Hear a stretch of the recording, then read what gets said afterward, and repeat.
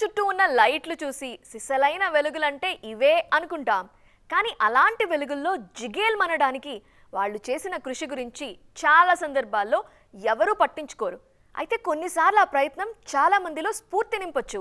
అందుకే తన తొలినాళ్లని గుర్తు చేసుకుంటానని అంటున్నారు మృణాల్ ఠాకూర్. ఈమె చెబుతున్న విషయాలకు శ్రీదేవితోనూ ఓ లింక్ ఉంది. ఇంతకీ ఏంటది? మనం మనసులో అనుకున్నామని మనల్ని వెతుక్కుంటూ అవకాశాలు వచ్చేయవు అన్నది మృణాల్ గట్టిగా చెప్తున్నమాట. ఒకవేళ ఎవరికైనా ఛాన్సులు ఎదురుపడి వస్తే వాళ్ళని లక్కీ అంటారు ఈ బ్యూటీ.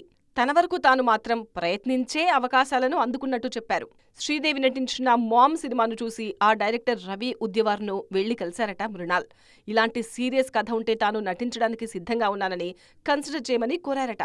అప్పట్లో తన రిక్వెస్ట్ ను దృష్టిలో పెట్టుకుని దో దివానే షెహర్ మే మూవీ ఆఫర్ చేశారని అంటున్నారు సిల్వర్ స్క్రీన్ సీత. ప్రతిరోజును ముందుగానే ప్లాన్ చేసుకోవాలి. మనం ఏం చేయాలనుకుంటున్నాం, ఏం చేస్తున్నాం, ఎలా చేస్తున్నామనే విషయాలను బేరీజు వేసుకోవాలి. అంతేకాని మనం కలలు కన్నామని వాటంతట అవే సాకారం కావు అనే విషయాన్ని దృష్టిలో ఉంచుకోవాలని యూత్కి సలహా ఇస్తున్నారు ఈ లేడీ.